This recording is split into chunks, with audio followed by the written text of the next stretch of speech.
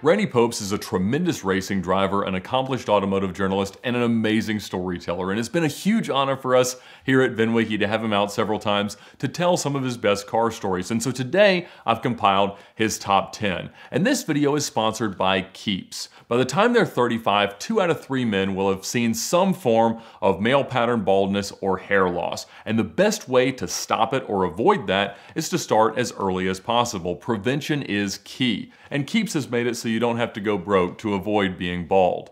They've revolutionized the treatment strategy for hair loss, and they deliver the medication to your door every 3 months, so you avoid awkward doctor's visits and long lines at the pharmacy. So visit them at the link in the description below, keeps.com/VINwiki, to thank them for their support of the channel and also to get 50% off your first order. So thank you so much for watching, and today we have Randy Pobst's top 10 VINwiki car stories.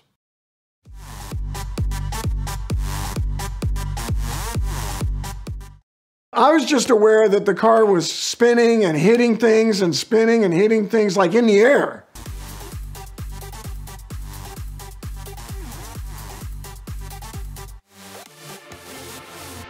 This was in 1994. I was racing for TC Klein, and it's my world record crash by a lot. And it's at Road Atlanta. I was in the old Road Atlanta before the turn 10A, 10B, where there's the gravel trap that will catch you. Oh, that would have been so nice. TC Klein is my hero. He really started my road racing career for me. And he put up with me through a couple of crashes that maybe I could have avoided, and a couple that looked like they were me and they weren't. This year, we had a Mazda RX-7 Turbo, and we were teamed up with Tri-Point Engineering, Craig Nagler. It was a beautiful car and really cool car to race. Was thrilled to be in this car because it was a faster car. I had been racing with TC for years, and raced a lot of Hondas, CRX, Civic, Prelude, fantastic. But career-wise, I was ready to move into something faster. And the RX-7 Turbo was new. It was built from a salvage car that had sat in Texas with the hood off of it for about 6 months. Pretty much stock. You couldn't change the cars much. Shocks, sway bars, open exhaust, that's about it. So we tried to run it at Sebring, and something wasn't happy in the engine. It didn't work. Next race was Road Atlanta. We're on the test day, and we're running the car, and we're starting to get it figured out. And it's good. I mean, this car is going to be good. It was very, very new. And in one of the early practice sessions, I got down in the car, I sat down, and ding, I hit my helmet on the roll cage. And I looked, and the roll cage isn't padded yet. But, you know, racing, the car had come together at the last minute. We were having trouble. They were doing everything they can do. It had a beautiful paint job inside and out. That's how TC does it. And I even radioed him. I said, hey, TC, this roll cage needs to be padded. Oh, yeah, we'll get on that. Sorry, we'll get right on that.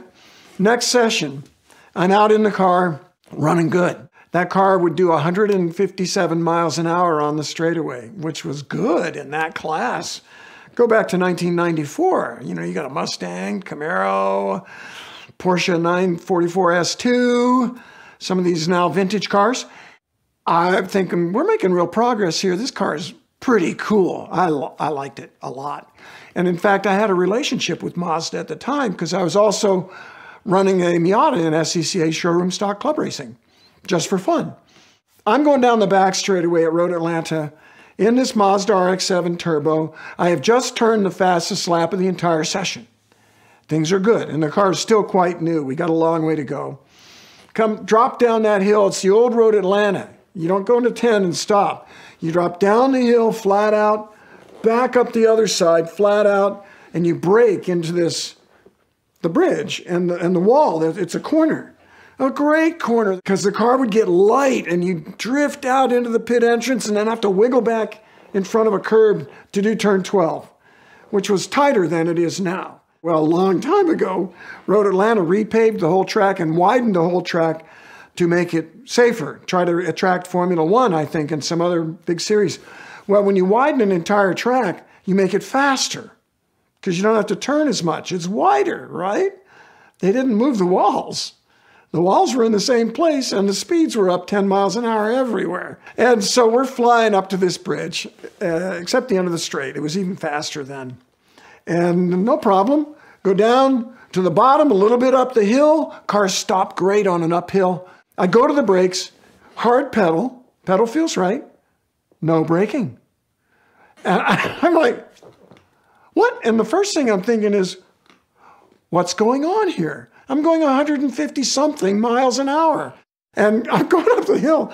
I remember I did this. I put my other foot on and I'm holding the steering wheel with both hands, pushing as hard as I could. If I had pumped, that might have helped. It was something like ice mode. I don't think we ever did figure out exactly what happened. But the street ABS got confused and I'm asking for it to brake and it not giving me any brakes. And I'm coming up that hill at 150 something miles an hour. Time is passing very quickly while I'm trying to go, why? What? How is this possible? Meanwhile, we're there. We're there. And so at the last moment, I come out of the brakes and I just throw the car into the corner to try to at least slide it or something, anything. And throwing the car sideways, you're going under a bridge. I threw it sideways and it turned down towards the inside part of the bridge, caught the dirt there with the nose of the car, caught the dirt and went upside down and in the air. And this car comes out from under the bridge, upside down in the air. I didn't get scared. I never get scared when I'm crashing, but I do get depressed because there's a point where you know you're done. I'm wrecking this car. I don't think we're going to be able to fix it for the race. But in this time was really the only time I've had the conscious thought, I could end up in the hospital on this one. You know what it's like? It's like when you're playing a video game and you drive straight into the wall, except this was real. And you're at this speed heading for the cyber wall in your video game, except this was real. And mental calculation, this is big. This is big. I could die here. I didn't think I could die. I'm an optimist. I just thought maybe I'll end up in the hospital. And so it hits upside down. I don't know what happens after that. It's test day. On test day, they don't have all the cameras out yet. Man, I wish I had a video of this crash because it was epic. And I was just aware that the car was spinning and hitting things and spinning and hitting things like in the air because it would be wham, shh, wham, shh, wham, wham, right? And every time I'm hitting my helmet on that unpadded roll cage. And I'm telling you, it felt like I didn't have a helmet on. And somebody was hitting me with a baseball bat. That's how hard that felt. If I didn't have a helmet on, I would be very dead. That's why we don't want a roll cage on a street car. And if you got one, at least put real padding on it. So, whammy, bammy, bam, car lands on its wheels.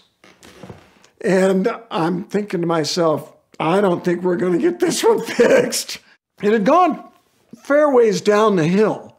And pit lane at Road Atlanta, they could all see this crash happen. I get out of the car on my own. And, you know, I open the door. Good cage, Craig Nagler. But I open the door and undo the window net. And I get out, stand up, turn around and look at the car. And I'm going...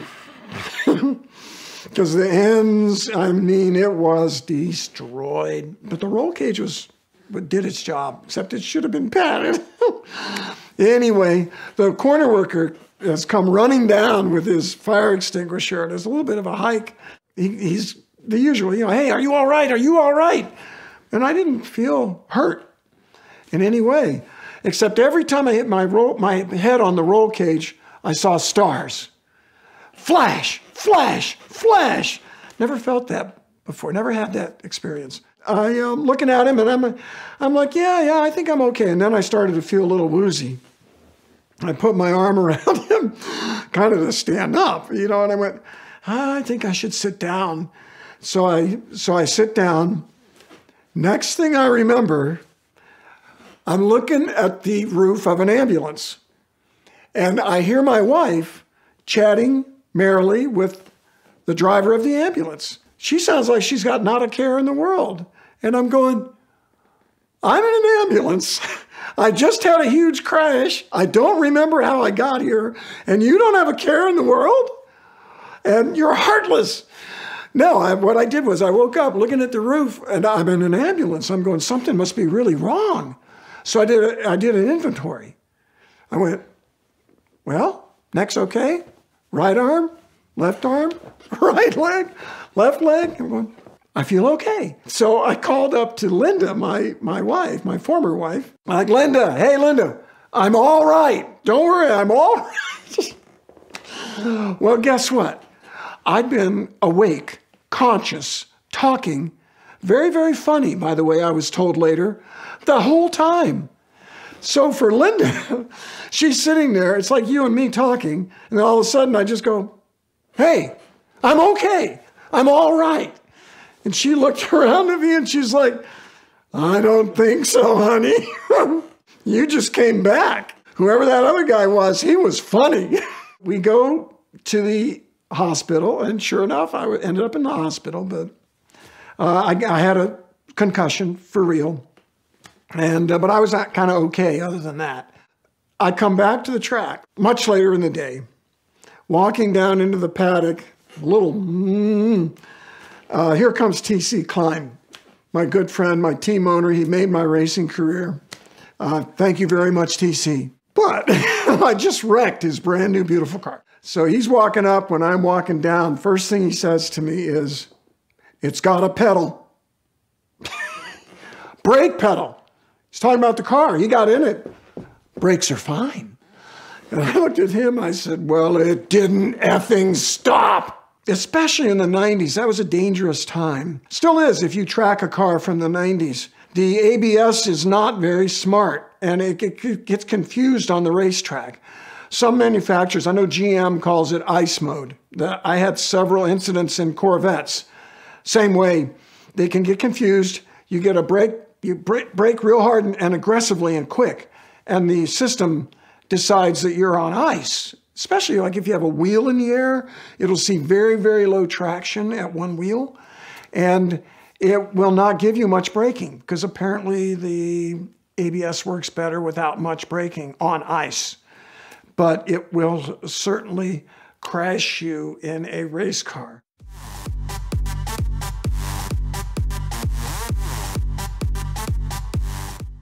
I had everything I could get, and I dare anybody to beat that.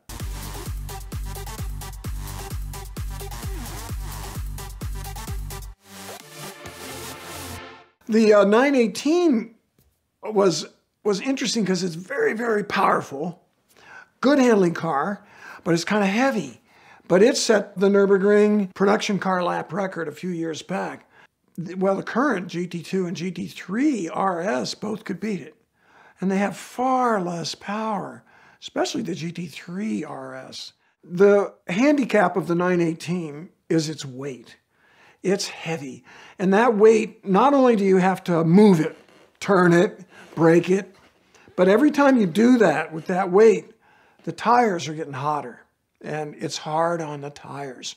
And it's a DOT tire, you know, fantastic, Michelin, Sport Cup 2 probably. That's another thing is the current GT2 and GT3 RS got to run the Sport Cup 2 R. The R is a big step forward. That's an amazing tire for a hot lap. I've never driven one very long. I've hot lapped them several times. But I get my hot laps done right away. Boom, boom, boom. And that tire is amazing. It feels a lot like a Hoosier competition tire, an aggressive Hoosier competition tire like the A7, if you know your Hoosiers. Soft as a baby's butt and grippy. And ooh. I remember the first time I drove one was on a GT2 RS at Laguna Seca with Motor Trend on the hot lap. And I went out on the out lap, come down the long straightaway, go to the brakes, turn for the corner, and I say it out loud. If you look up my hot lap, I say it out loud. I go, grip! The tire's really important. It's the single most important part of a car in terms of its lap time. the tire. So that was a big advantage also for the later model cars versus the 918. That and the weight. That's what slows down a 918. And what makes it fast is the power and the all-wheel drive and the good chassis balance. Road Atlanta it's like a little slice of it, and you can learn it. And I know it. And I've had some amazing hot lap opportunities there, like with the Hypercars. And probably the most incredible opportunity I ever had, because it came straight from Porsche. I got a call from Porsche PR guy, Frank Wiesman. Frank and I are good friends, and he is so good to me. And Porsche is so good to Motor Trend, offering us cars, support, tires, tire warmers. Frank brings tire warmers. And he's really serious about that. Frank is more than just a PR guy. He's a hot lapper himself. He used to work in Europe and for a magazine there, doing the job I do for Motor Trend. And maybe that's why we've hit it off so well. But he called me up and asked me if I'd like to hot lap the new GT2 RS at Road Atlanta. And I was like, what? Yes, I would. And I mean, the prologue to that was that I had hot lapped it at Laguna Seca for Best Driver's Car. And so I'd already been in the car and knew it and absolutely fell in love with it. So we come down to Road Atlanta, and it's a private day. And there's nobody there but Frank and one or two other Porsche guys, Ken, who's their technical guy, and David Donahue was there. He was going to drive too, and a GT2 RS.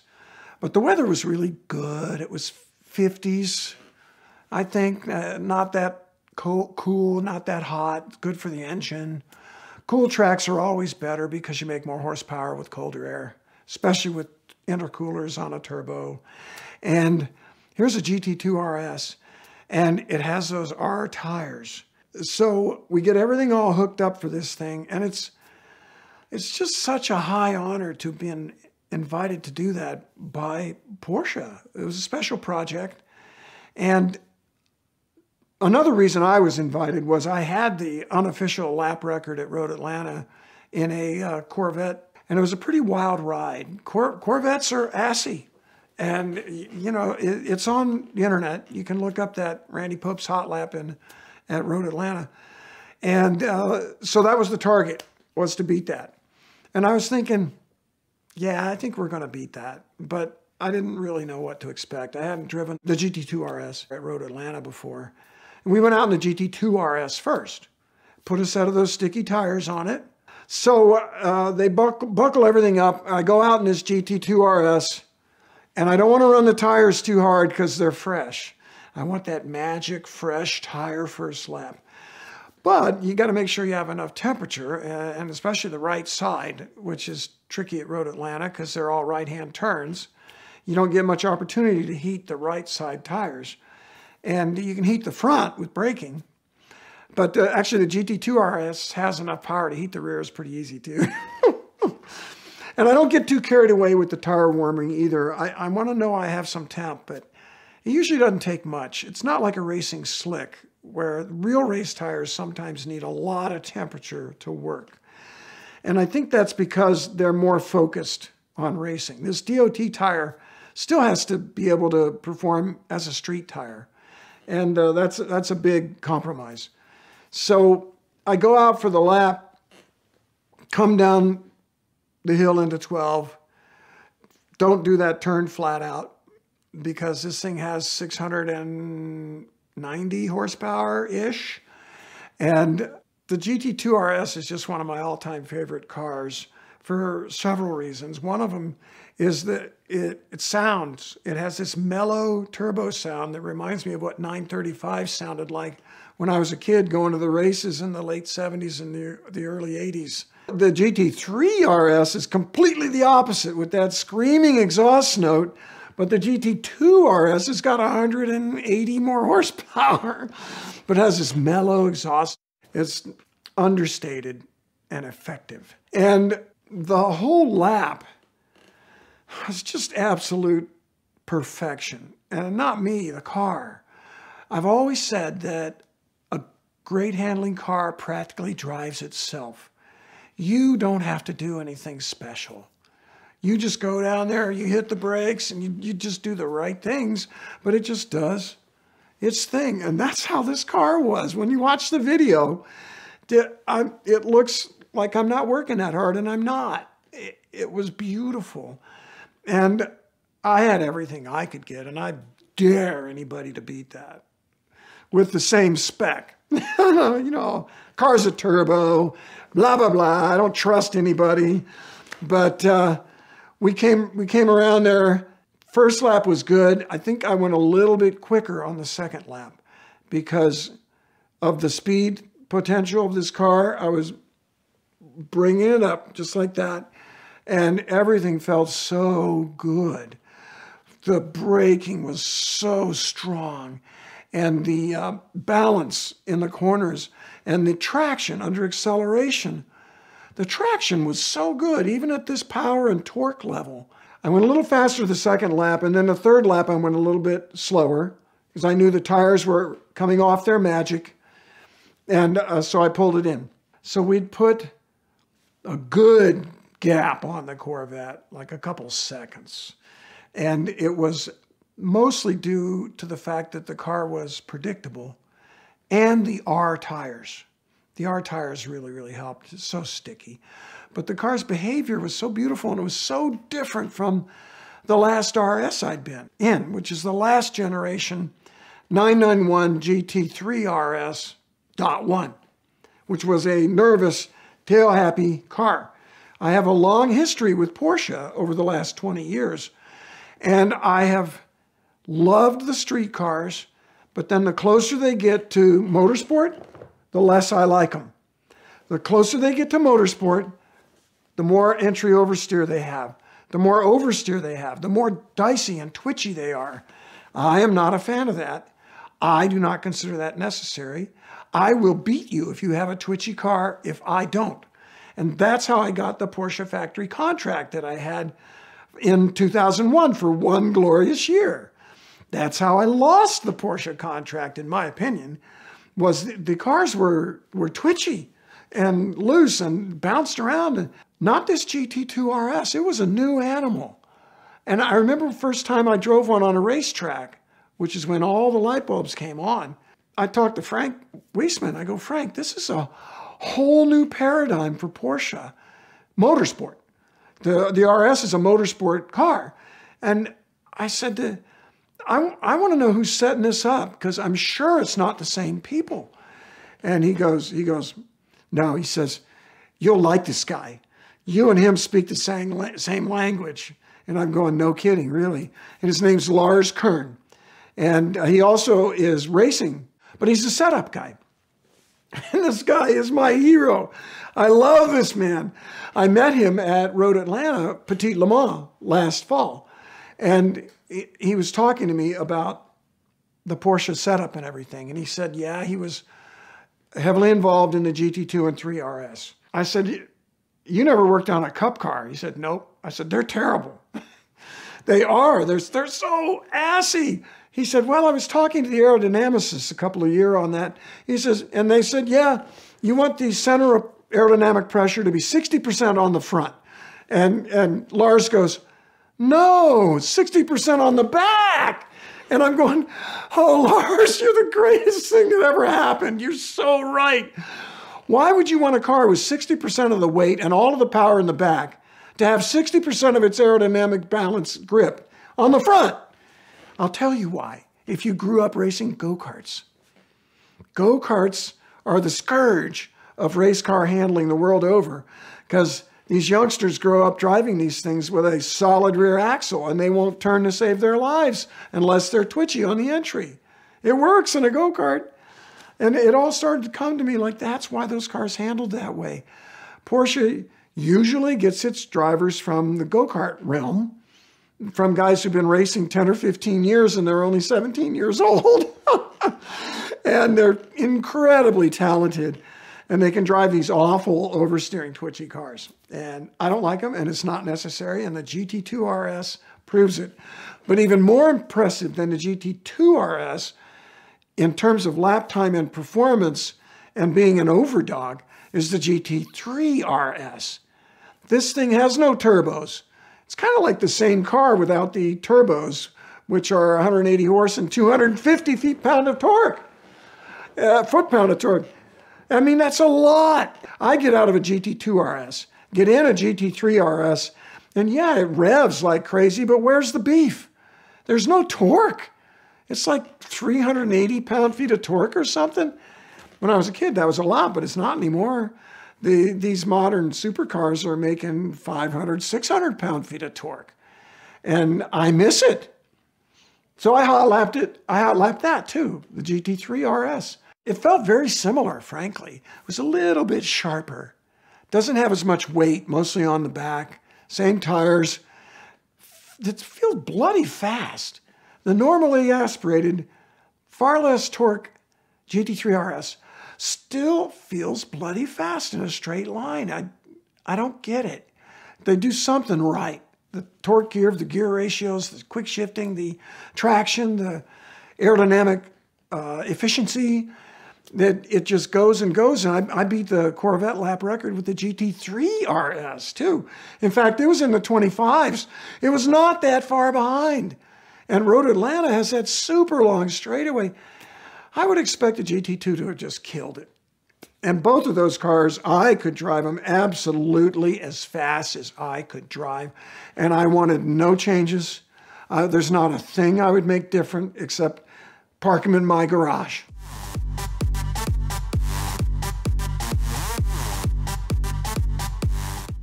Always look underneath a car before you buy it.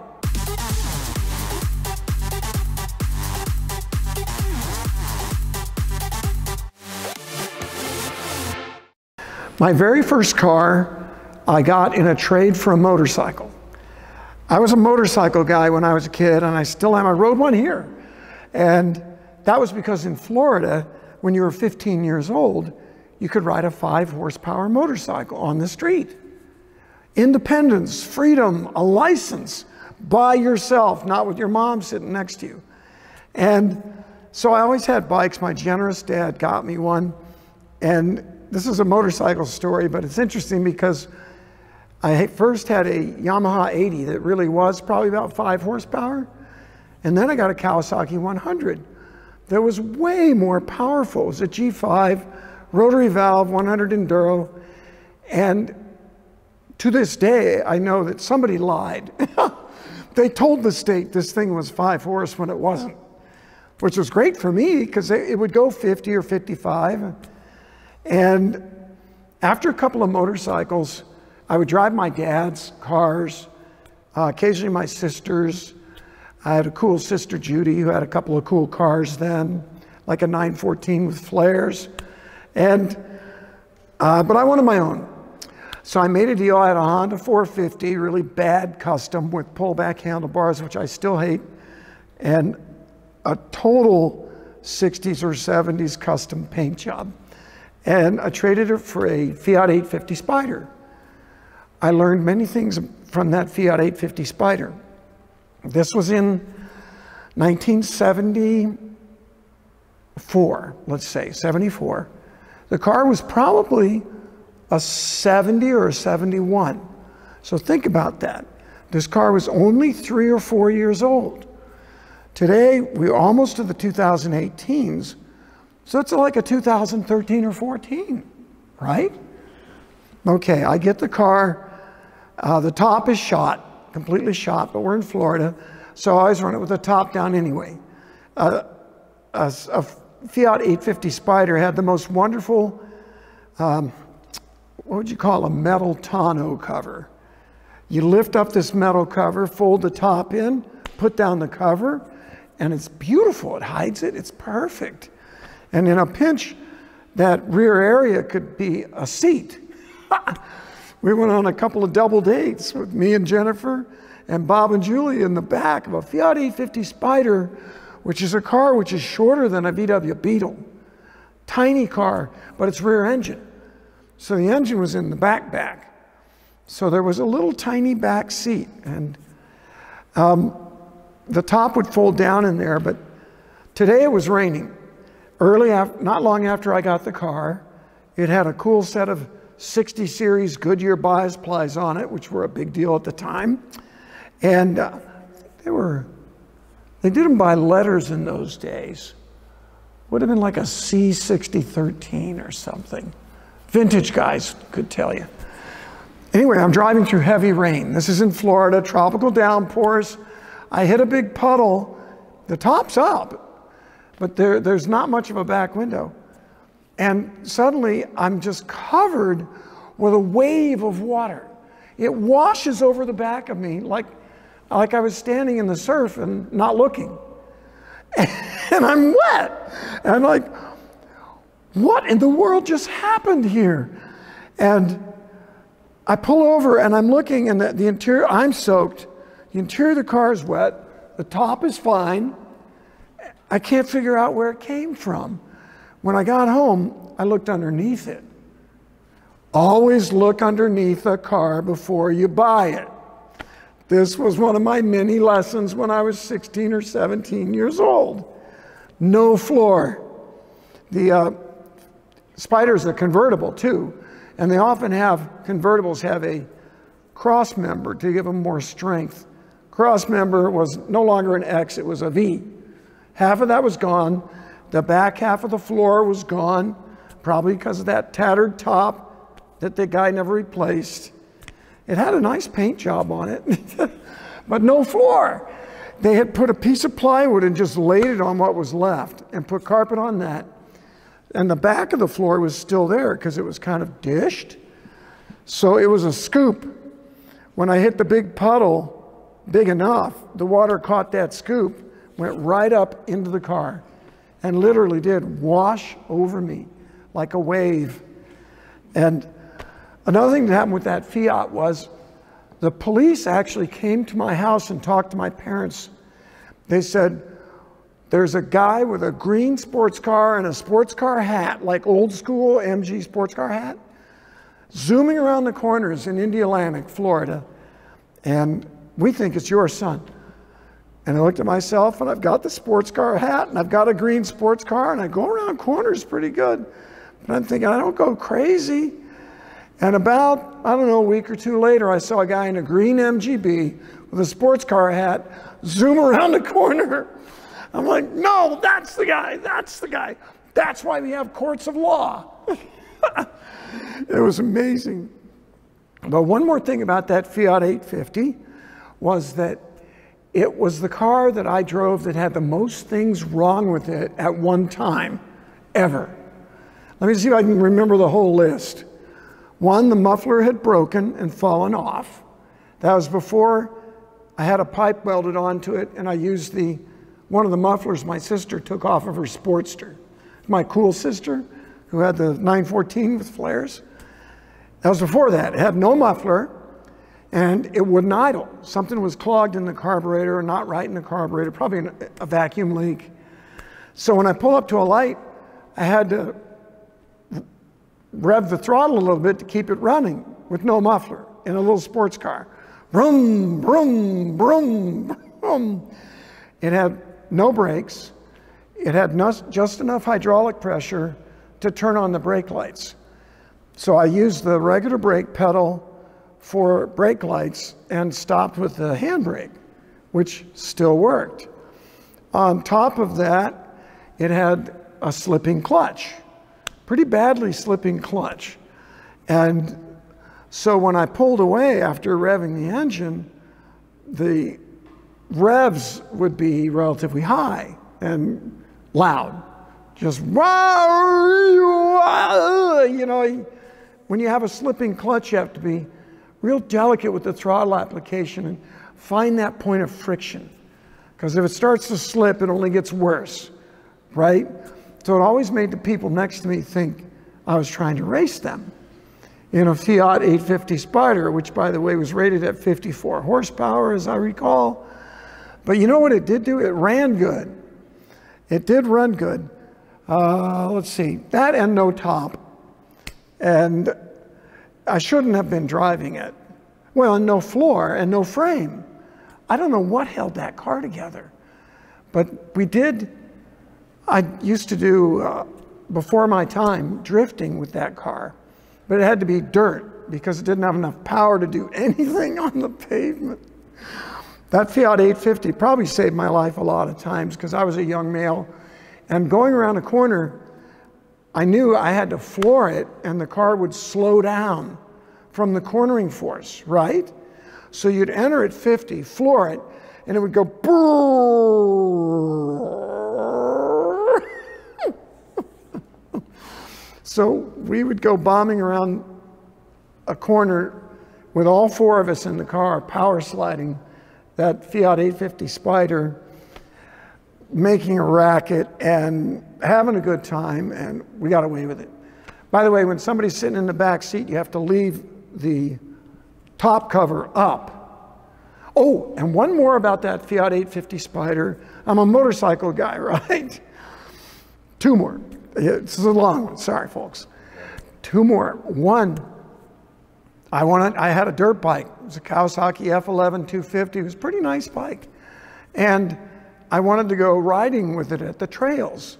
And the bike wasn't street legal yet. I eventually got a tag on it, put lights on it. But this bike, no tag. So guess what? I put a board up against the side of the car. I rolled the bike up the side of the car and into that area behind the seats, which is this wide. And the front wheel went behind the passenger seat, and the skid plate sat on the side of the car. I think I put something there, but I know I scratched up my paint. And the rear wheel hung off the side. And I drove to the dirt trails with it that way. And then last story about my Fiat 850 Spider. I had that car when I went to the American Motorcycle Institute. Before I went to college, I'm an official, professionally educated motorcycle mechanic. 3 whole months of education with AMI. And the way I figured out to carry the bike now, because that wasn't practical, I wish I had a picture. I mean, the bike was huge. It must have hung way off the side. It was crazy. Kids, me especially. And we could be here all day. What I did was, I had one of those motorcycle bumper carriers where you put the wheels in it and you hang it on the bumper of our 73 Polaris station wagon. Well, those were still in the garage. So I took one to a welding shop and I had them make me a steel bumper, just angle iron for the back of the Fiat, and then weld that piece straight onto it. So I put the front wheel of the bike into the bumper carrier, tie it down to the sides, undo the chain. I can go anywhere. I took it all the way to Daytona that way.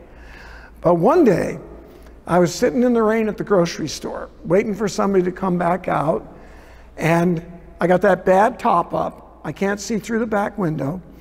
And I'm just sitting there minding my own business, and I see somebody out of the corner of my eye walking behind the car. And then the whole car shakes, and I hear, oh! That wheel carrier stuck out that far. And whoever it was, they didn't see it. And they must have creamed their shin on that thing. Oh, I was too embarrassed to get out. I got small, like, no, nobody in this car, nobody here. I apologize for that. If you're out there, I apologize.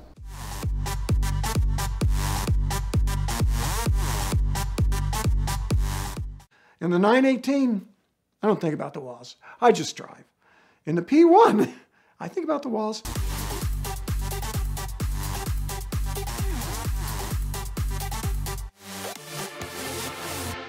I drove the world's greatest hypercars on one of the world's most dangerous tracks. And I don't want to pick on Road Atlanta. I live right next door. I love driving it. It's gotten better and better, but there's a lot of bare concrete. Concrete creates enormous spikes in G-forces. We were just talking about my friend Sean Rahal, who claims to have had a 90 G impact, which I can easily believe because I've heard numbers like that from the oval tracks before they put in the better soft walls. Especially in the IRL days, I think the gearbox had nothing no absorption in front of it. If they backed into the wall, which often happens with mid-engine cars, it's just metal on metal. And I've hit concrete kind of a few times in my career, and the impact spike. So with this history at Road Atlanta, I get this amazing opportunity through a place called Merit Partners, and it was on a bloody cold day. It was at least in the 30s.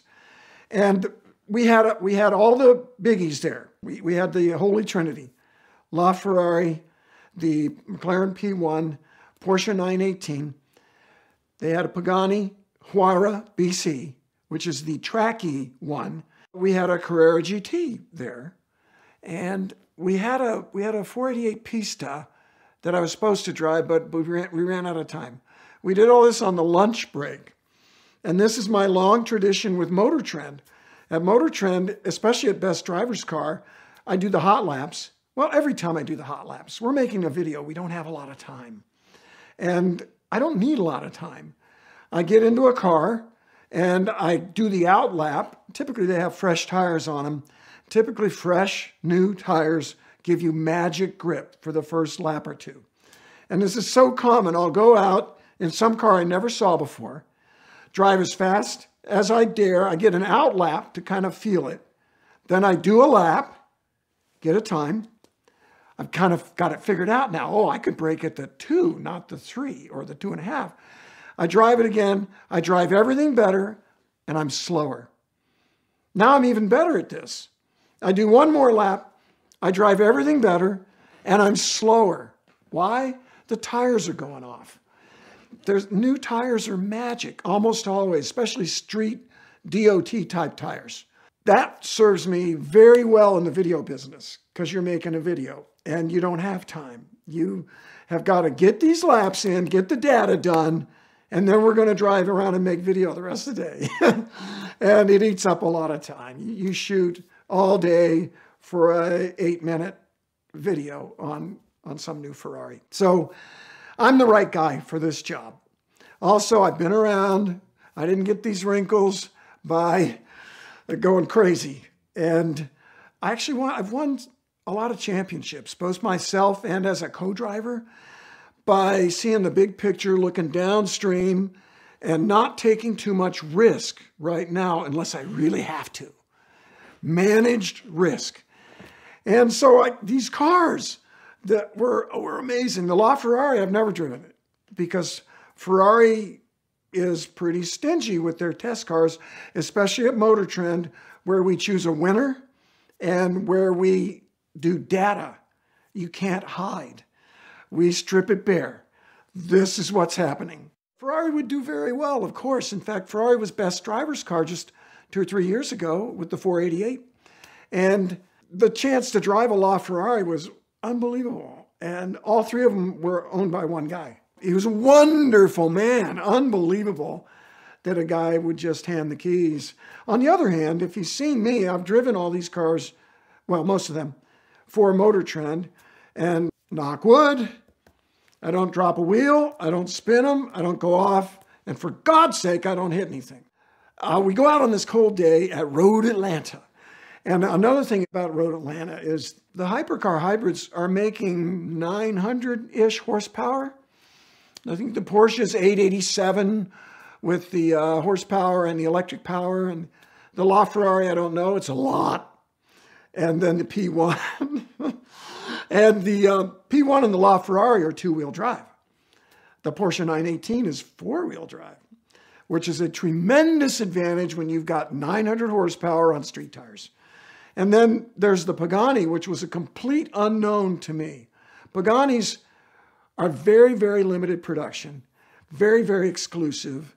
I'd heard that they're art pieces. From end to end, top to bottom, there are artistic touches, da-da-da. And I was like, art car, because I've driven some exotics like that, especially limited production, that are diabolical.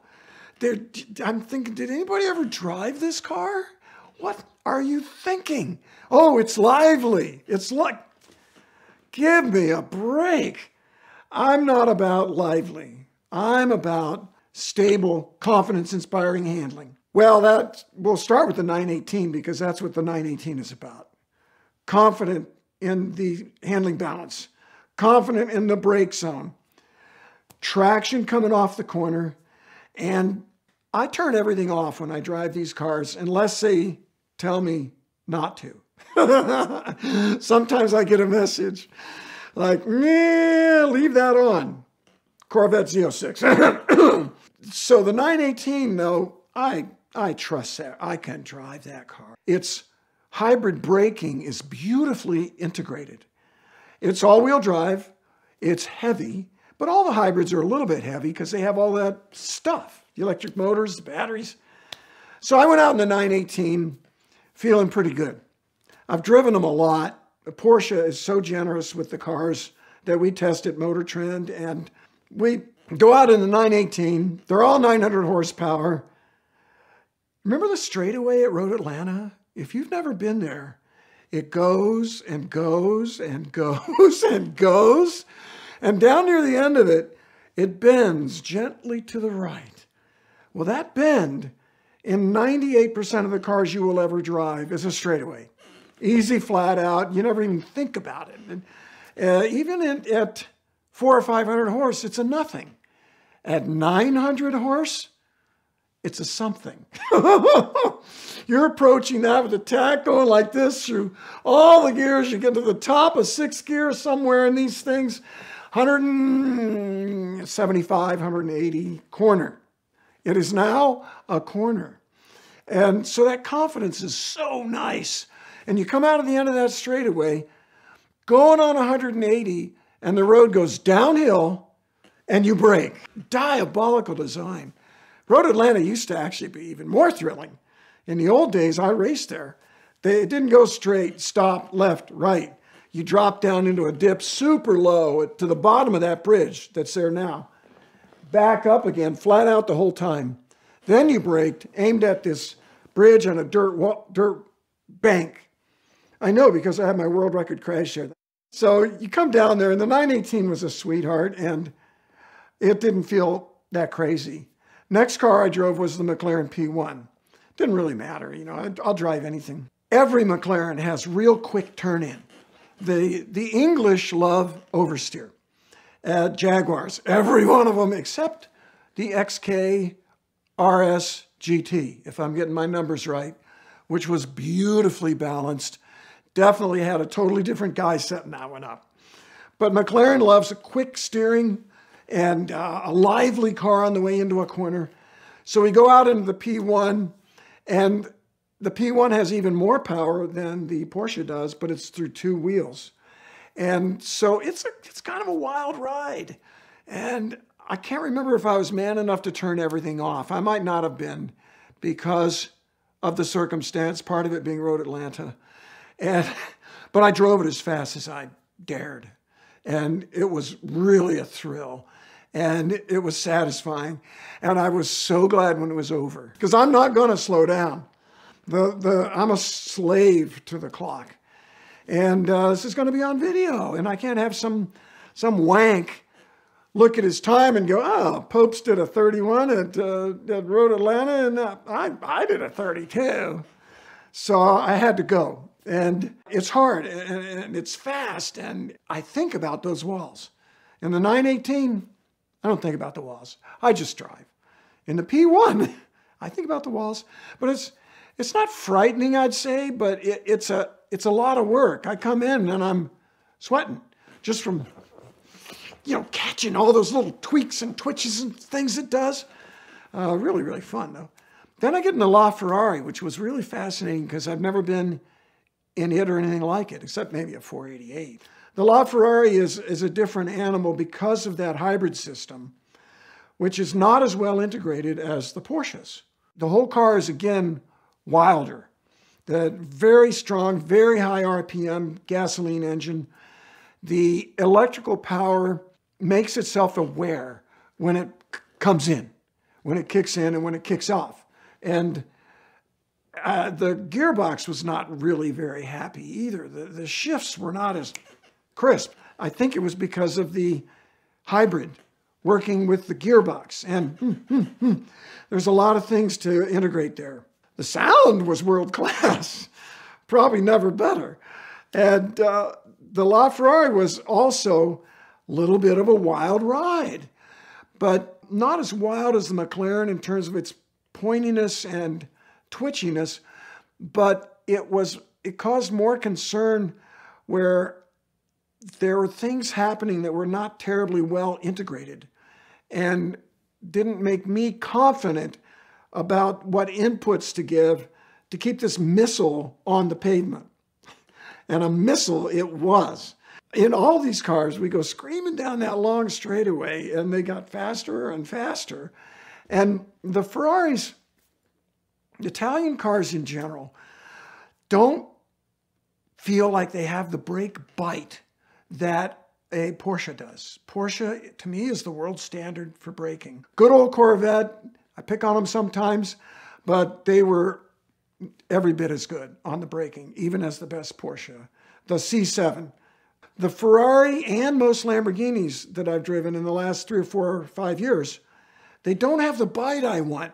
I get on that brake pedal, I got to push really hard, which is something I have always disliked. Don't make me push the brake pedal with all my might. I want to be able to control this. If I'm doing surgery, I don't want to be using a 25-pound scalpel. I want to have control. So it takes a lot of brake effort to get the Ferrari stopped and the McLaren stopped. And there's not a linear relationship between the brake effort and the brake G. Push harder and harder, it doesn't get that much better. And I'm like, well, is it going to get any better? How hard do I have to push? In my 3 or 4 laps, those thoughts are all running through my brain, and I had the same experience in other Ferraris with Motor Trend. And I'm speaking about this at length because then I got into Pagani. Super exotic. It's almost ridiculous how far they go. And millions of dollars. It's got those bug eyes. It has its own unique face. It looks kind of crazy. Anytime I've had an opportunity to try one, they're usually pretty diabolical. And I think, okay, they don't have the team of engineers that a larger manufacturer does. They don't have all the time and money to sort these things out, and they're not driven at these speeds much anyway. So I get into Pagani with the most trepidation of any of these cars and go out with it. And I don't like the gearbox. The gearbox is a single clutch, and it doesn't snap them off like the best of the dual clutches do.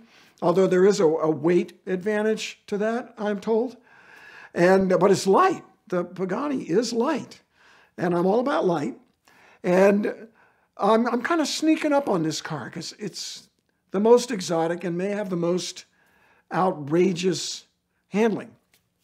When I start driving the car, and it's not twitchy. It doesn't have an overactive front. It comes in quite nicely. I'm like, wow. The load builds evenly, front and rear, when I roll into a corner. When the car leans, the weight transfers. It's beautifully damped, and the car's compliant.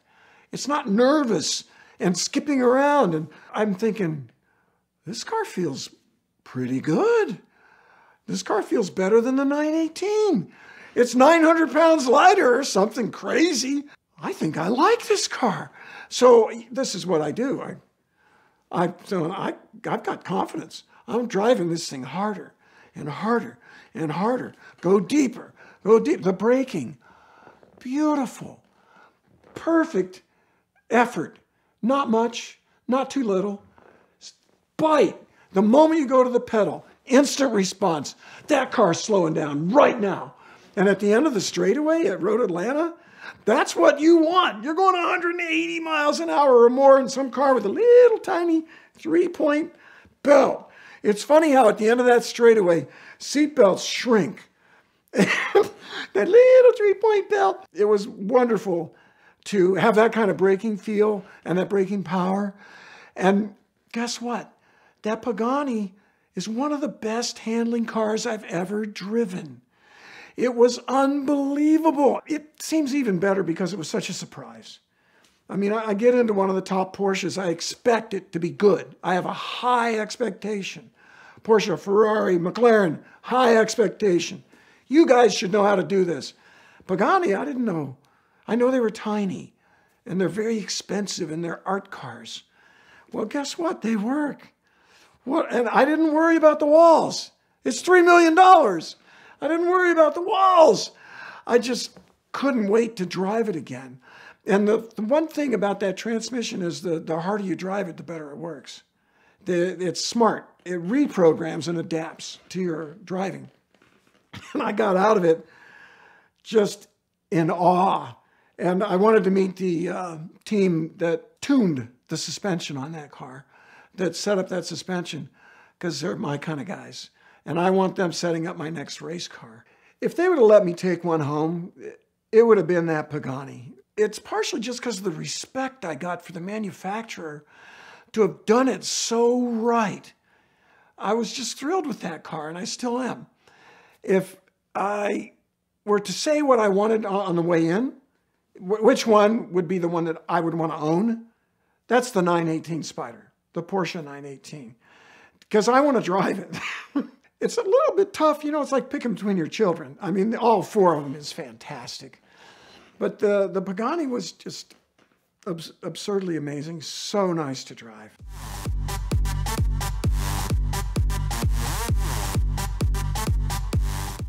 Like I say, I don't get scared. I get depressed.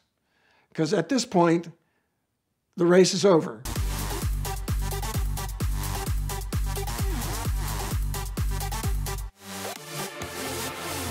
In 2015, I got a call out of the clear blue sky from a guy in Colorado, and they were inviting me to drive their car at Pikes Peak Hill Climb. And I said, sure, I will. Nissan GTR, and it was in a class for pretty close to stock. One of them was pretty stock.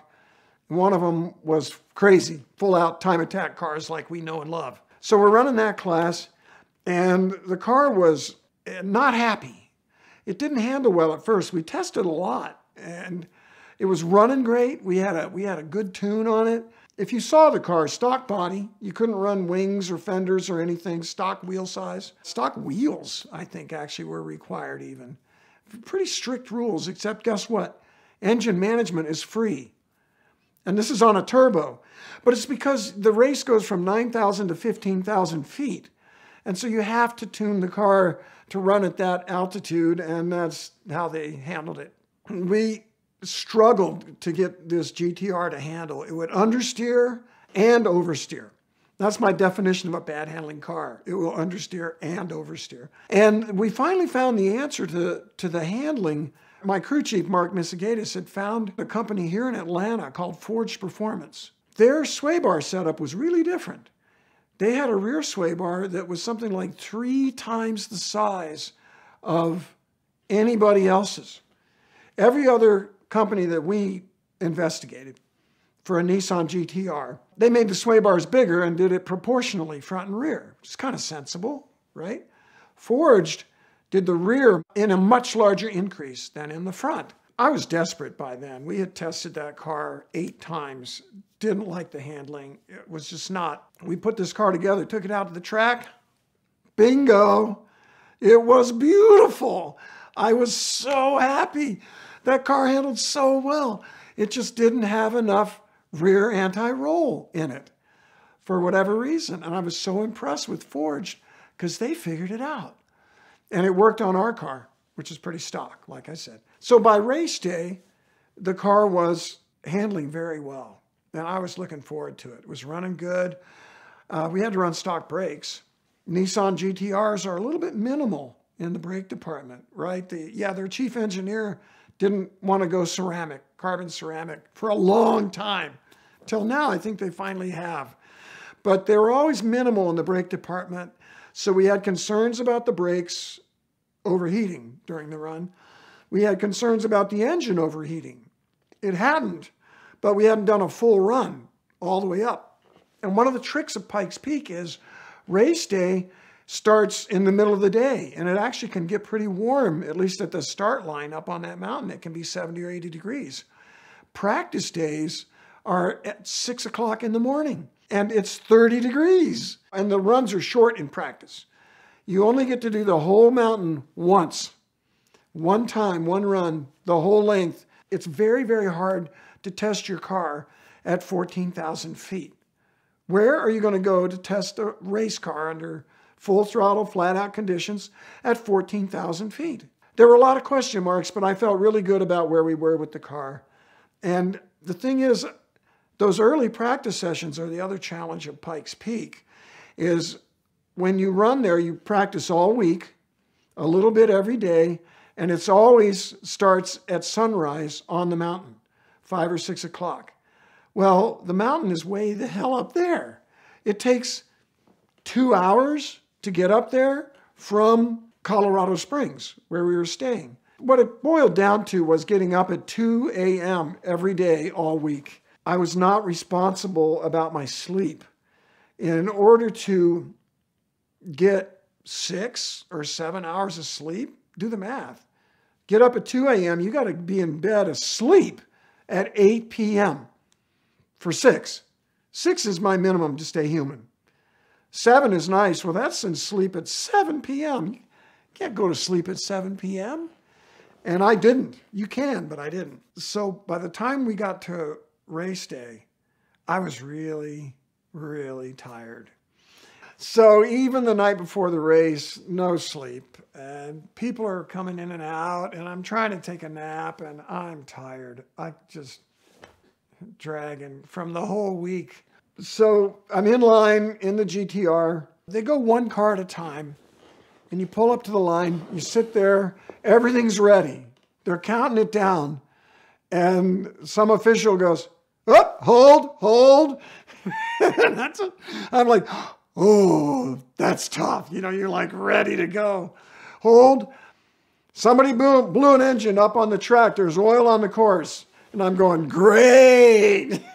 Just what I need. Pikes Peak hill climb, if you've ever driven up that road. You know, it's very similar in length and number of corners to the Nürburgring, but not much in the way of guardrails. Really, you just go off the side of the mountain. Down low, you hit trees. Up above, you hit rocks or you hit nothing for a long, long time. They put down oil dry, they told me. And I said, where? And the guy goes, I don't know, up there somewhere. Ready? Go! And I'm like, okay. And so I take off, and the thing, you know, a tuned GTR is probably 600 crank anyway, pretty easy, 550, 600. And it's a fast car. I'm running as fast, pretty fast, but I'm looking and feeling like, where is that oil? I come around not very far up. It was pretty soon. It really was. And there's the oil dry. So at least there's a clear white line of where the oil is. And fortunately, the GTR is all-wheel drive, and that helps. It helps me keep my foot down as I go into this oil dry. Didn't care. We go blasting through that. Come up through the picnic grounds that's maybe a third or quarter of the way up. Cars flying. Handling's beautiful. We were running Hoosier A7s that year. We'd been pretty conservative on the tire pressure because we didn't want it to come up too much. And it was still kind of balloony, but not bad and getting better with every corner. And it was kind of a warm day. It was good temperature. So the tires were happy. Everything was happy. I was happy. I'm running and I'm committed. I got confidence in the car. It's feeling good. So in a lot of places, I was making that foot stay down. And going up on the way to the picnic grounds, carried more speed than I ever had. And after that, up into Brown Bush, carrying speed. It was a good run. And on the way up to Gillies Corner, which is right before the ski area, I had gotten a really good run on the straight. I kind of knew where I was. I was feeling pretty good about the road. It's very hard to learn that road. 14 miles. This run up to Gillies, I went so fast I got up to fifth gear, which I'd never done before. And I got on the brakes and it was too late. And I was in full-on ABS, heading for that outside wall. And I made it. Back to the left, we got a little wide, but we're fine. Back to the left, up to the ski area, which is a right-hander where all the spectators are. Don't blow that one or you're going to drive right through a crowd of people. And didn't mind. The car was handling well. It was running good. The team, Pikes Peak Racing was the team. Rob Brooks, the car owner. Everything was so good. They'd worked so hard. And the car was beautiful. Come out of there, and you track out to the crowd. There's like a fence, but the people are right there. And I stuck my hand out the window. I was like trying to high-five them going by. I knew where I was. I felt good. I felt good. Or I thought I felt good. Next corner they call Rookie's Corner. I got that. Perfect. Come in there, brake, turn, wah! Next corner is it's a gentle left, which then leads to a long straightaway that goes around the mountain. The corner, this is called the sump, is this corner. The next one up is a gentle left with a long straightaway that goes around the corner. That's heading for the switchback below Glen Cove. For a moment, they look a lot alike. So when I was here, the sight picture, the vision, is very similar to when you're here. And my brain went here. When you're here, you keep your foot in it all the way around the mountain until you see a guardrail appear on the outside, and you know that's your corner. You're going to brake and make this hairpin. So I think I'm here going around the mountain flat out. I'm down here. When you're in the sump, you go around the mountain for a while, and there's really no reference. You just have to know, around here, I got to brake a lot. Take some speed off and go into this decreasing radius corner. And so I think I'm up here, flat out on the gas, 120 near the top of fourth gear. Finally, I realize I'm not going to the switchback below Glen Cove. That guardrail is not going to appear. I'm going to the sump. One of the tricky parts about the sump is that there is no guardrail, there's no mountain, there's no trees. It's a big pond. It's a sump dug out to catch water rushing down the mountain. So for the driver, there is no outside visual reference. It looks like everything's further away, like it's going to be a longer straightaway, right? You just have to know. Now, the funny thing is, there's not that many people have gone off there. But there was a motorcycle that went off there ahead of me. The guy was okay, and his bike was in the sump. And just over the side, it's kind of rocky. I'm going like hell, and I notice, oh, good Lord in heaven above, I'm heading for the sump, not the switchback below Glen Cove. I'm going this way, and I should be going that way, over there. I go to the brakes, and I'm going way too fast. Wasn't even close. I'm going straight through a little bit of dirt, and I launch into the air. Data says I was going 77 miles an hour when I left the ground. 77 miles an hour. Am I scared? Nope. Like I say, I don't get scared. I get depressed. Because at this point, the race is over. I'm wrecking this car really big time. And Rob has been so good and so supportive. And Mark and Austin had built a beautiful car and did a great job. Everything was perfect. We were running good. And now I'm flying off the road with this car. And I clear the motorcycle, and it's half full of water, like not half depth, but half length. Clear the water. Well, Nissan GTRs do not fly well. When it comes off the ground, it immediately starts to go down, let me tell you. There's a nice sequence of photos of the car disappearing below the edge. It's about 20 feet deep. And I'm going down in this hole, and I do remember thinking, I hope the nose doesn't dig in and tumble it. We go down, well, this is muddy and sandy. Might well have saved my life that it was mud and sand. And so it went down, but it did not tumble. It just skipped. And we went all the way across, and wasn't bad for me. The car was a little bit bananaed, major deal, and I felt so, I've hardly ever felt any lower, including now, thinking about that moment where I just jumped to the next corner. We went so far, but you know what? There was no load any higher than 1G in that whole episode. So lucky, I wasn't hurt at all. The car was hurt, but it really wasn't as bad as you would think for that kind of an incident. So that was a racing tragedy, and it was all my fault. Nobody else to blame. We went to the awards ceremony that year out of politeness and to clap for the other guys and also to see what kind of connections we might make. And I met a guy whose name escapes me, who was there just to encourage people to use oxygen for the drivers. That was his mission. He said, I don't care how good you are, you need oxygen at this altitude to think clearly. And I thought, if I'd had oxygen, would I have remembered that corner? Maybe. And God bless him, Rob Brooks ran me in another car 2 years later or so in a Trans Am Mustang. And we had a great run. We ran oxygen and it was beautiful. And then I ran last year in an SRT Dodge Charger Hellcat wide body, ran oxygen, great run, even though it was raining by the time I went. So that's my other thing. Run oxygen and get sleep and go race Pikes Peak because you'll never have a bigger thrill in your entire life.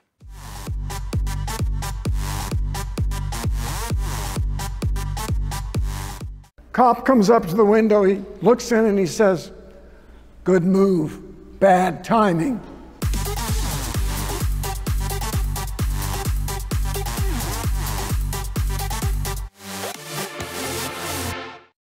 I'm Randy Pobst, been a professional racer my whole adult life. And I was leaving a race at Mid-Ohio a few years ago. And I had a crew guy with me who was probably about 20 years old, pretty young, bright-eyed, bushy-tailed. He was a cool guy. And it's late, probably 8 or 9 o'clock. We've already been to a restaurant with the team. We had dinner. I don't remember how the race went. I think we did well. I was driving for Audi then, but I had a rent-a-car. And as we're leaving dinner in a small town, it's Lexington, near the Mid-Ohio track, I know this back road shortcut to get back out to the interstate and our hotel. And as we get from the little back road to the main road, which I think might be Route 57, you can find it, the main road from the interstate to Lexington is old school, and it has a couple of corners that are really great. You ever been on a good country road where they bank the turns? And I love these banked corners. And so we pull up to this corner, it's dark, and I hang a right, and it occurs to me that this is one of the really cool banked corners. And the intersection is in the banked corner. So I said to my young crew guy friend, I said, oh my God, this is a great corner in the other direction. You've got to see it. Because you come out of the bank and you just jump. And so a car went by, I yanked the handbrake. I'm good at this.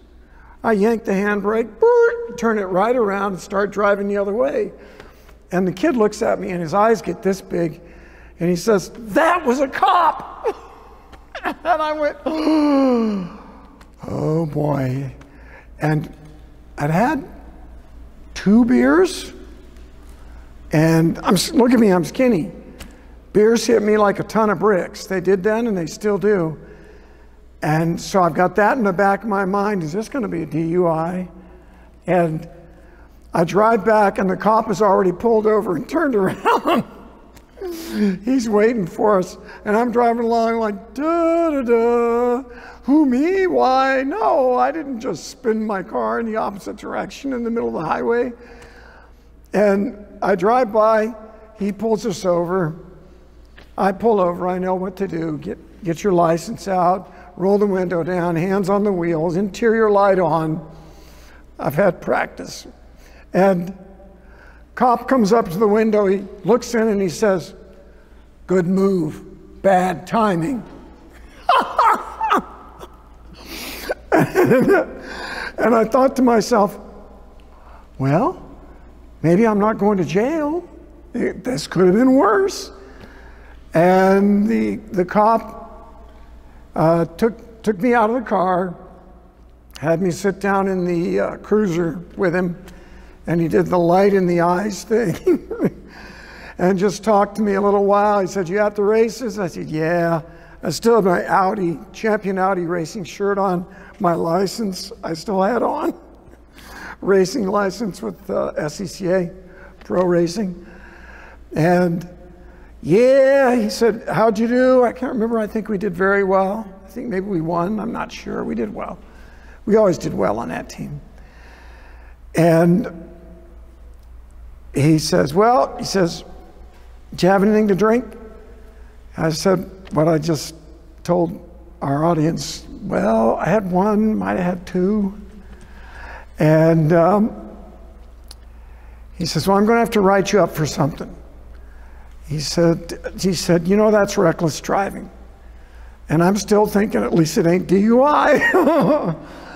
And right, "Yes, sir. Yes, sir." And he says, I'll write you for improper crossing the double yellow line." And I thought, I'll take it. I don't know one from the other, but I know reckless driving is a pretty big deal. And I sheepishly went back to my car, and that was that. I paid the ticket, probably got a few points. I don't know if there was reciprocity in those days. It was probably about, it would have been 2003, so it wasn't that long ago. And we went on our merry way, got away with it. You know, for me, flipping the car around with a handbrake is a nothing. But for a police officer driving by, that's not a good thing.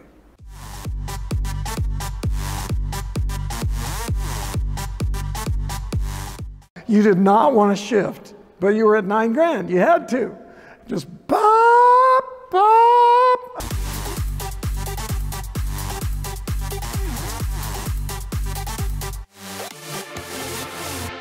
One thing I really enjoy about any track day is bumping into people and hopefully getting offers to drive their cars, which I love. I love the experience of a new car. I drove about a 91 Toyota MR2, and Toyotas are tough. You think that'd be fine. With a young kid from UNC Chapel Hill or something, University of North Carolina, and we go out and we're driving around and we get fifth gear on the back straight. Next lap, we don't get fifth gear on the back straight. It's just not pulling the tachometer up like it was. And I go a little further and I said, we're losing power, and I think I hear something. So we pulled it down in the pits, and the engine died when I lifted off and put the clutch in. Bad signs. We pulled down in the pits and started. Rod knock. I said, did you check the oil in this? "Oh yeah, check the oil." Okay, because it's kind of weird for a Toyota, even an old one, to just up and spin a rod bearing. But I always ask the owners to come with me because I want them to see what I'm doing. So they know I didn't like get first gear and rev it to 10 grand or anything like that. I also drove a Honda S2000, which was a great car, and it was the first generation with the smaller motor and the higher revs, 9,000 RPM. Engines like that are interesting. Any Honda VTEC, because they pull a big horsepower number and a low torque number. And this is a good lesson in the difference between torque and horsepower. What I like to say is torque is what you feel when you get on the gas, and horsepower is how long you feel it. So say you have a Lamborghini, it has torque and horsepower. So it pushes you back really hard all the way to the red line. Whereas a Honda with a VTEC that's a 1.6 liter or 1.8 liter never pushes you back that hard. But it does go all the way to red line. Which reminds me of a friend of mine, Louis Malone, who's crew chief on the Champion Audi team. He was fantastic with setting up engines. And he had an Integra GSR, which is a Honda VTEC that made a lot of power for its size, horsepower. And he put a turbo on it, and he did it just right. That is one of my favorite engines I've ever driven. In a front drive car, I don't know what the power was. I'm going to estimate 300, 350, but with torque, with a lot of torque, and all the way to red line. That engine loved the red line. It would come on boost very quickly, and then just the power curve, I'm sure, was straight up. You did not want to shift, but you were at $9,000. You had to. Just bop, bop. I mean, that is so satisfying. And I'm going to pick on the Mazda Miata right now. The new Mazda Miata comes to my mind because its engine does not do that. It is straight out of the Mazda 3. Great little engine, has a lot of mid-range torque, which other Miatas never really had. But you get up to about 53, 5,400 RPM and it tails off. And it just feels lazy. You don't want to rev it out. You might as well shift. Shift at 5,400. Which reminds me of a Camaro I had. I had a showroom stock Camaro back in the day. It was a 1982. And I did 1 or 2 races with it to qualify for the SCCA runoffs back when. That engine, the best lap times were made by shifting at 4,200 RPM. Now, if you're my age, you can relate to that because that's what American engines did back then when they weren't modified. But today, 4,200, most engines aren't even coming on the cams yet, in sporty cars anyway. This was an IROC Camaro, but it was a different age.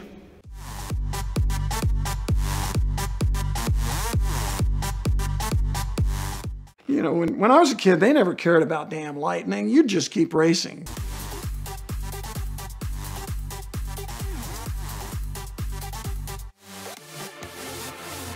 All right, I'm a professional racer.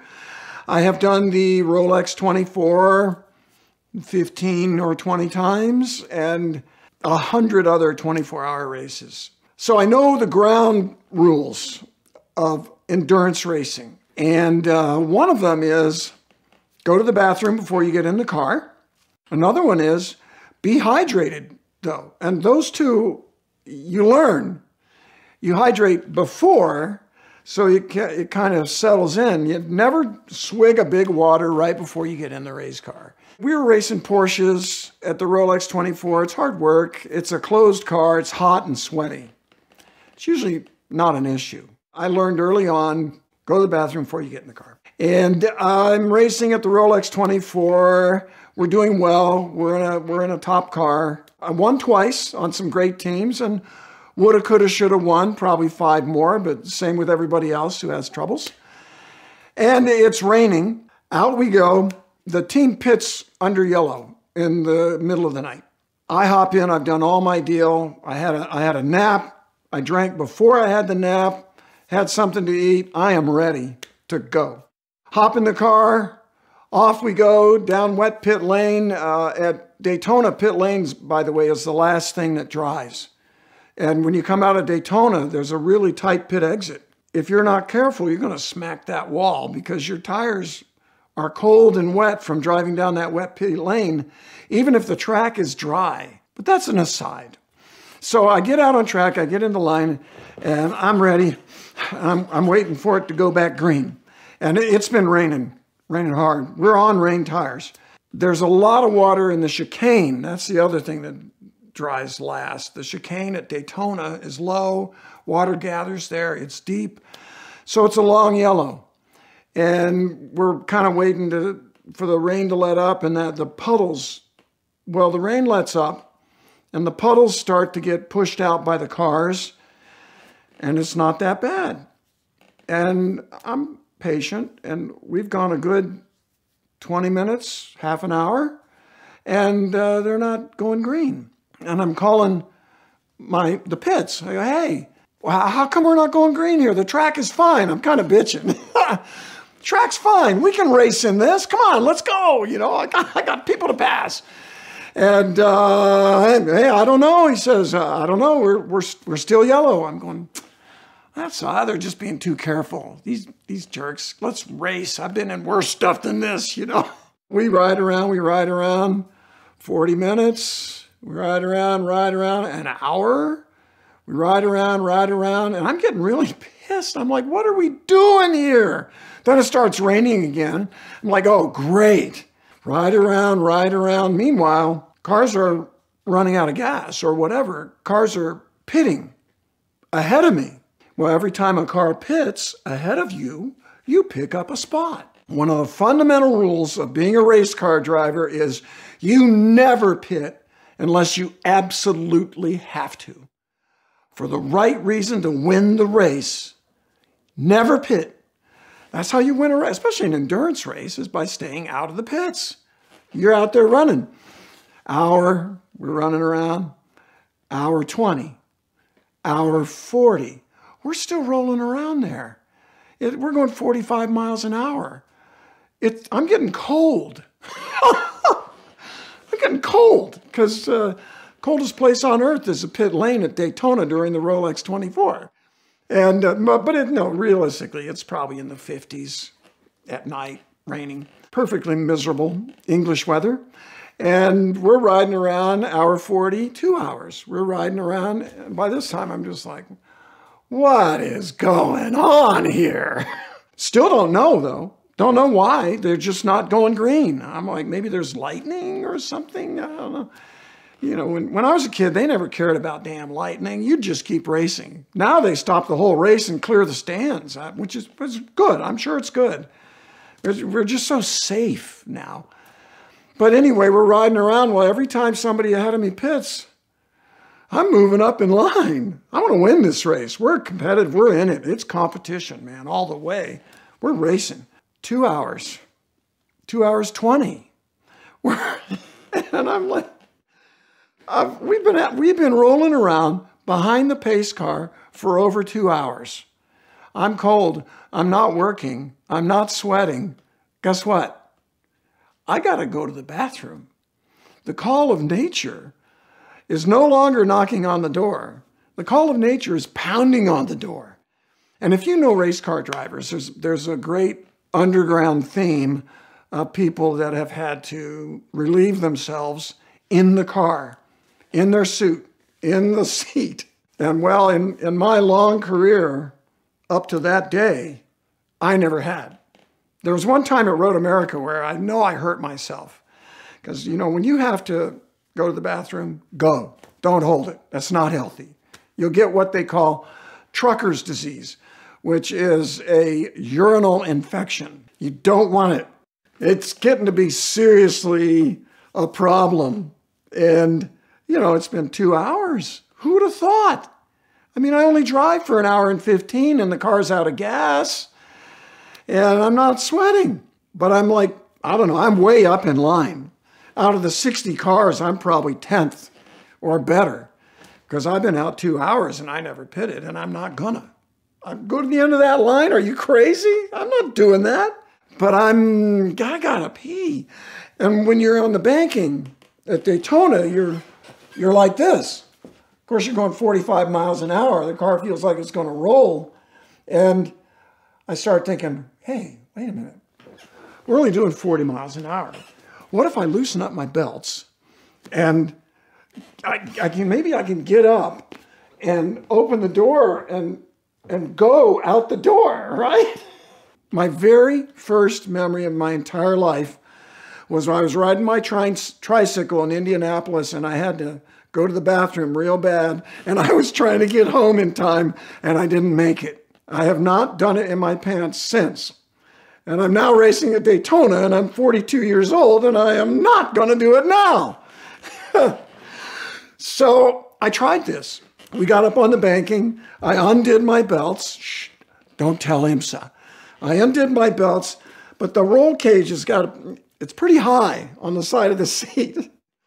And, you know, I don't exactly have a fire hose to work with. And I'm up there and I'm trying to see if I can pee, you know, out. No, I don't even try. I'm like, this is not going to go well. There are electronics in this car. I don't want to ruin the race because the race is still the first priority. You must win. And I'm not going to pit. But I'm not going to pee in my pants either. And I'm sitting there, and you know how you go like this? Oh, what am I going to do? What am I going to do? And I'm trying to come up with a creative solution. I'm in the race car. What do we do? What do we got to work with here? You know, is there a hole in the floor? I tried the door thing. I can't get out of the seat enough. I can't make that work. And I'm looking around. It's a rainy race. We don't have a good defroster in the car. We don't have a good wiper either, by the way, but we don't have a good defroster. And the number one factor of a rain race is vision. You've got to be able to see if you want to win. So we had an emergency. If you couldn't see, I couldn't reach the windshield belted. We had a spray bottle of soapy water because soap dissipates fog. And it ain't going to be beautiful, but you can see through the effect. There's a surfactant or some technical term for what it does, but soapy water will defrost your windshield. So we had this thing, spray bottle. So I went, aha, I got it. I got the spray bottle. I said, this is going to work. And I take the lid off. This is all rolling around behind the pace car at 45 miles an hour. And we get up on the banking, and we're at an angle like this. And so I open the door and I dump out the bottle. I'm thinking of the guy behind me.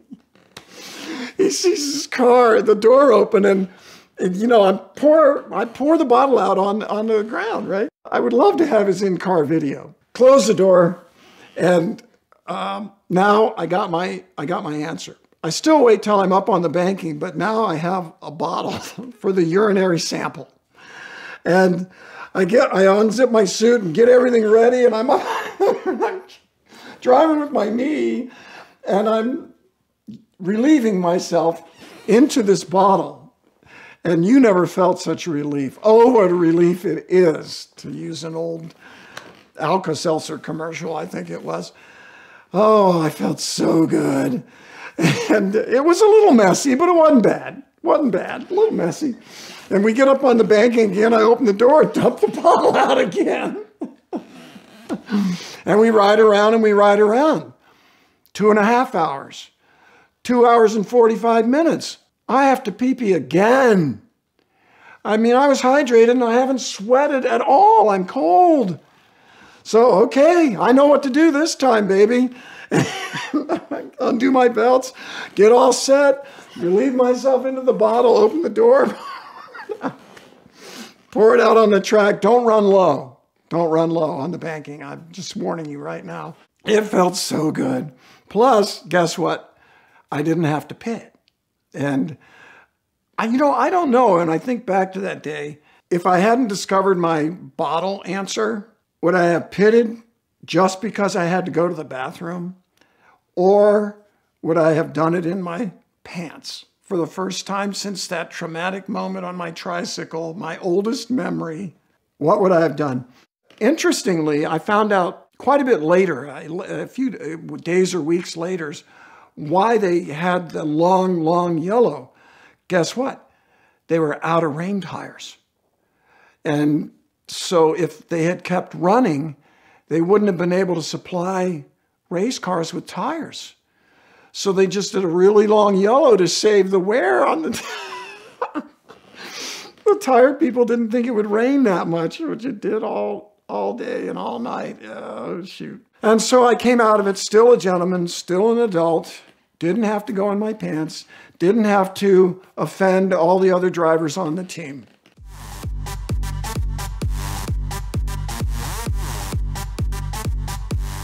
Volvo race car? Oh, that stays.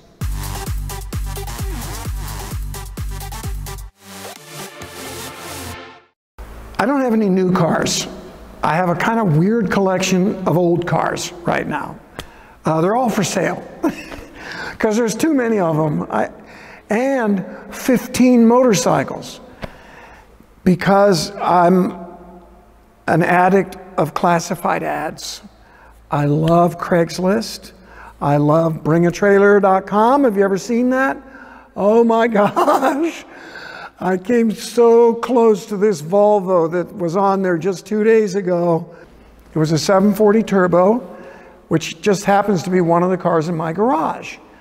In my illustrious career as a driver, I spent 7 years with K-Pax Racing and Pirelli World Challenge, 5 of those years with a Volvo factory contract, racing Volvos. And we were racing an S60R, but this led me to Volvo world. I've always liked Volvos, like the 240. And the 740 is the square, boxy one. Boxy but good from that old movie. And even as rent-a-cars back in the 90s, a 240 just felt right. It just handled right. It didn't understeer too much. It didn't oversteer very much unless you wanted it to. It was one of those cars that was just right. And so I've ended up during those days with a Volvo 740 race car because I wanted to run those cheapo endurance series. There's so many of them and I love them. Like the beginner, the first one, the granddaddy, is the 24 Hours of Lemons. Like Le Mans, but lemons, and for $500 cars. And then there's Chump Car that grew, that I don't know if it's a spin-off or an imitator.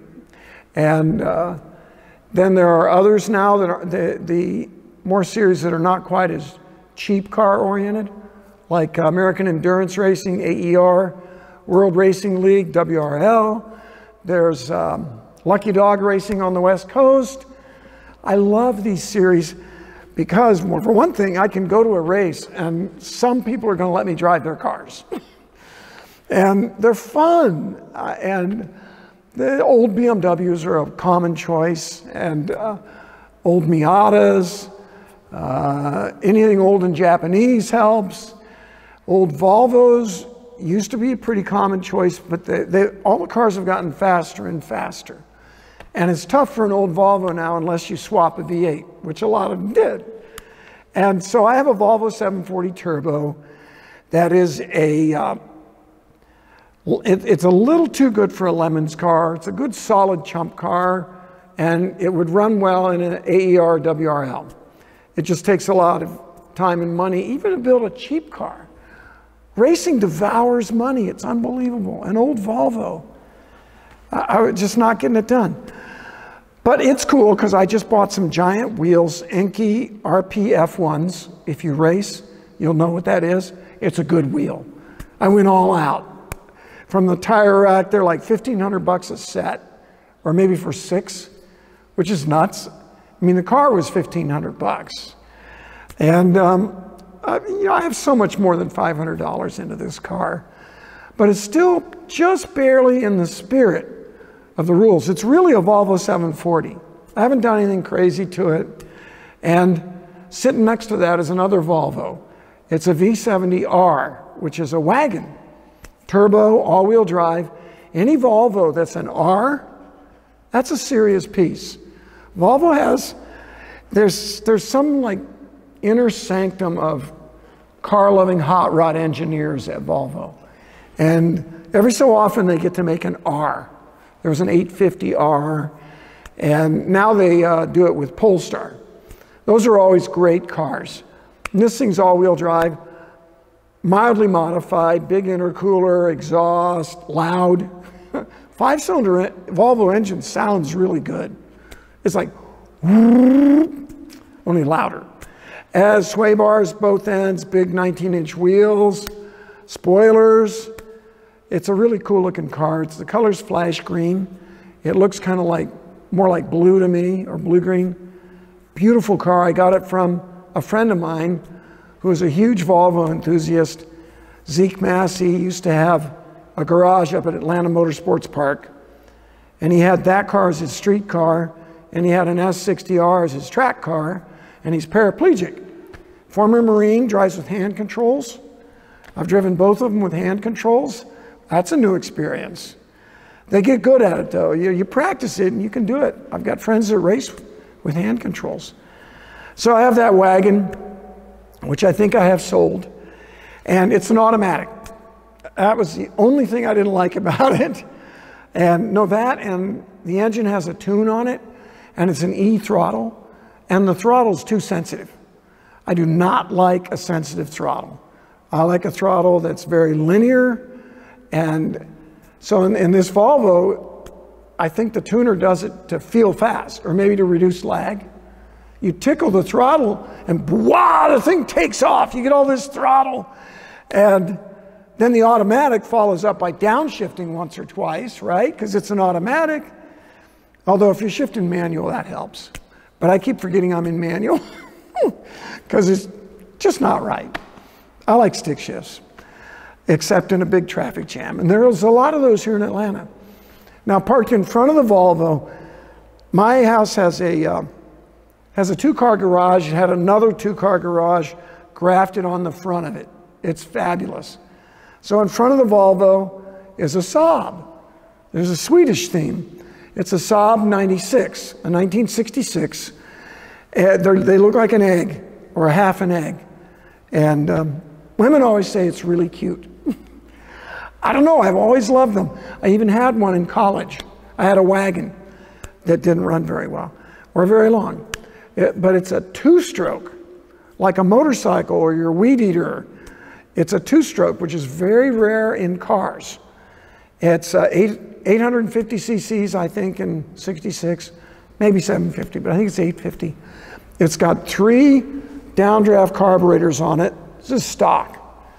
Cool little thing. The engine's only that big. You can carry it under one arm. And it is slow, 42 horsepower. A Fiat 850 Spider will kill this thing. But it's really, really fun. And it's a front drive car. It's one of the early ones. They came out in the 50s, the early versions. And it's longitudinal. The engine's ahead of the transmission. It's out front. Doesn't weigh anything, so it doesn't matter. But guess what? It's got control arm suspension. Upper and lower control arms, not struts. And this is really big for a front drive car. Gives them great front grip. So that mostly they made really good rally cars because they were light. That's what they're famous for. A guy named Eric Carlson was racing for Saab back then. And I bought that, and I think that's why my girlfriend Jennifer left me, because all this stuff keeps coming home. How many of you have been here? You been there? Every time something comes home, it flips the notch up a little further, and somebody who's getting tired of seeing cars you don't need, which I didn't, and motorcycles. And there's 15 motorcycles. 12 of them are in the garage, 2 are in the house, 1 is in the shed, and 1 is in California. Too many. So right now I'm having a big garage sale, literally. I'm selling a lot of this stuff. I swore I'll get down to 6 motorcycles. It's going to be really hard. And the Saab and the Volvo are going, but the Volvo race car, oh, that stays.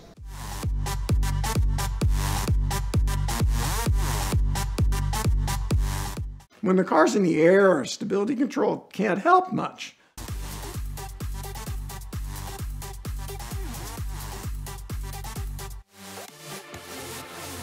I love Pikes Peak, and I have now been up to that race 6 times.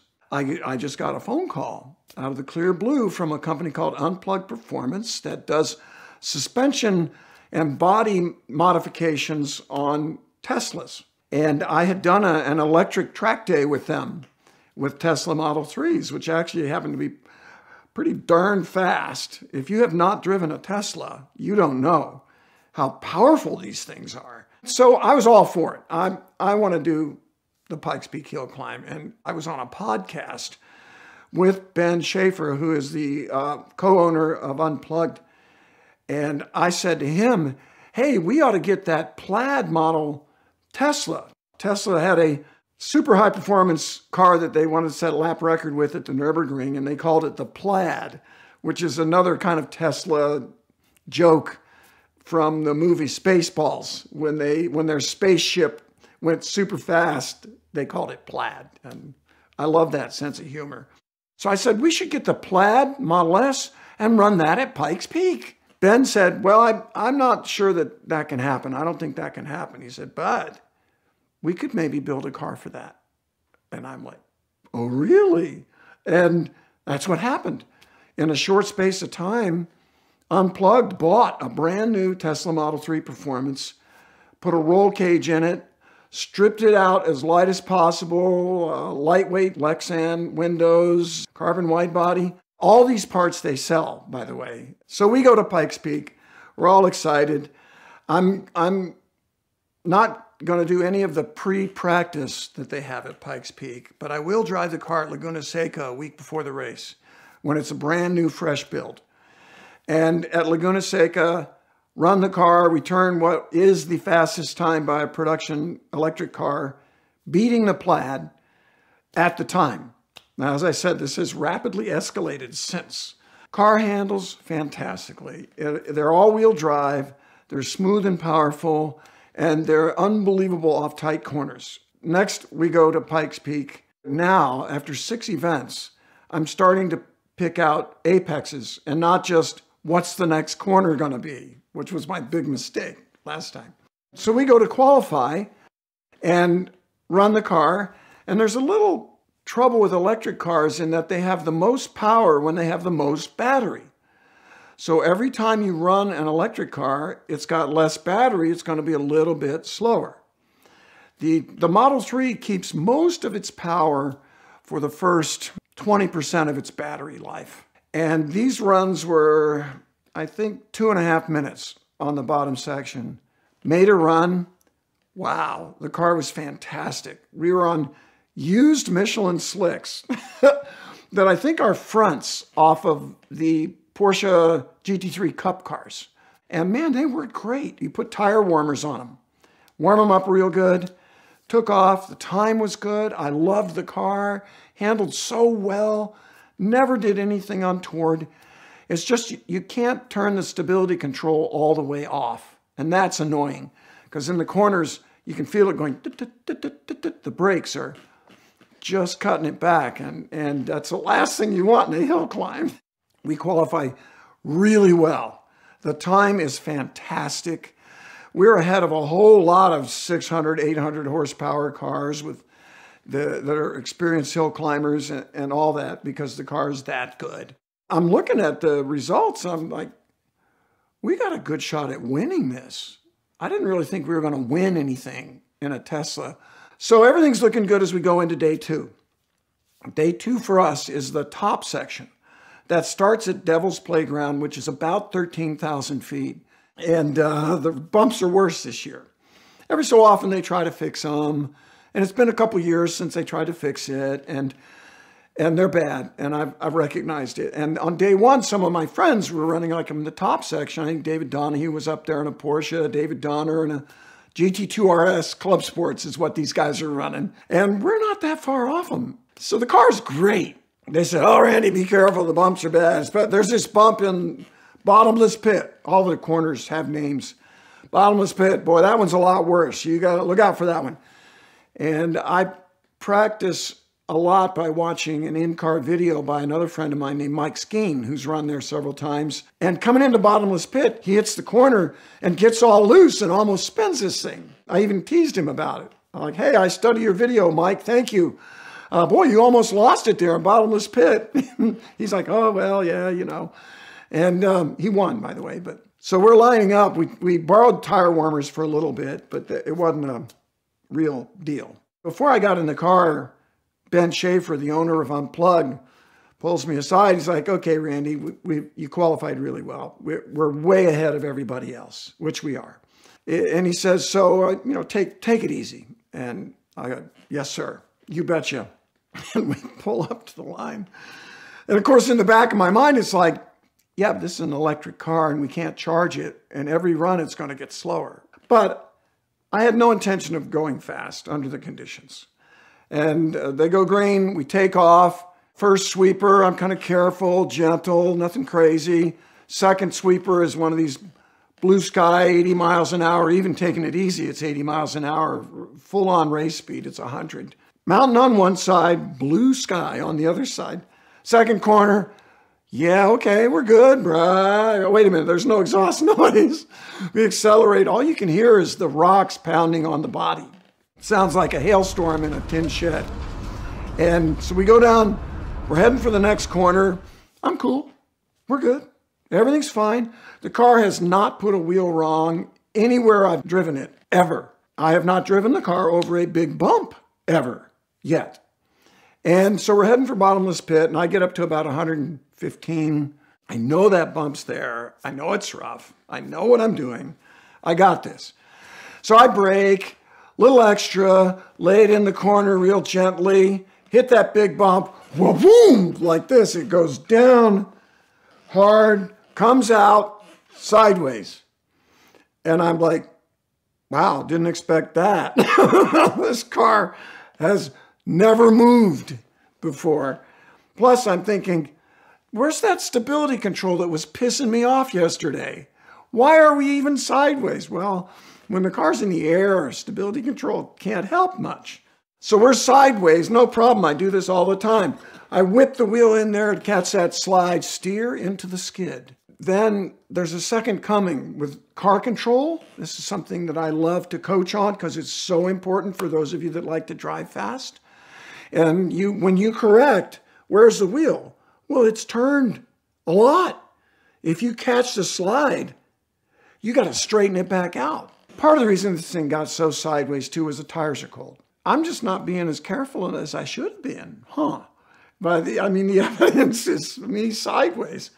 I try to correct it, and the electric assist is a little lazy. It's like through molasses for a moment. It's like, well, that's all it took. That was all she wrote. You know, there are nails in the coffin. That was the last one.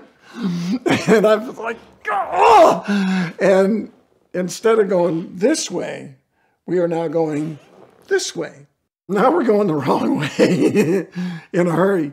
Well, I was running about 68 when this all started, 68 miles an hour, which is not crazy. But it got sideways. Now I'm going the wrong way, off to the side, and I'm trying to bring it back in, but, cold tires, dirty road, first run of practice. Don't push hard in your first run. This was the third corner I saw that morning. Slowing down all I can, but we're still running about 40. But it's a glancing blow. There's a beautiful stone wall there that was probably built in the 30s by Roosevelt's Parks program to stimulate the economy in the Depression. I'm not kidding. It's probably that old. And you know why they call it Bottomless Pit? Well, same reason the wall's there. On the other side of that wall is the bottomless pit. Well, I just skimmed it. But car hits it hard. It's in the air. Everything's hard at Pikes Peak. Then it heads into a ditch. And I'm already depressed. I'm not scared. I don't get scared in crashes. I get depressed. I'm like, I am wrecking this car. And Ben's words are ringing in my ears. And so we slam off that wall and we land in a ditch and the car whips around and we have really broken up all four corners. Body looks pretty good, but the wheels have taken the blows and that car is crashed. And I still feel so bad about that. It's terrible. I'm with the owner and we're going around the car looking at everything that's broken. Oh man, oh man. It's hurt bad. In fact, the worst thing, we noticed that the mounts on the rear electric motor were broken off. At that moment, it looked very dark. This was before I got Ben Schaefer hooked up with Joe Brenner.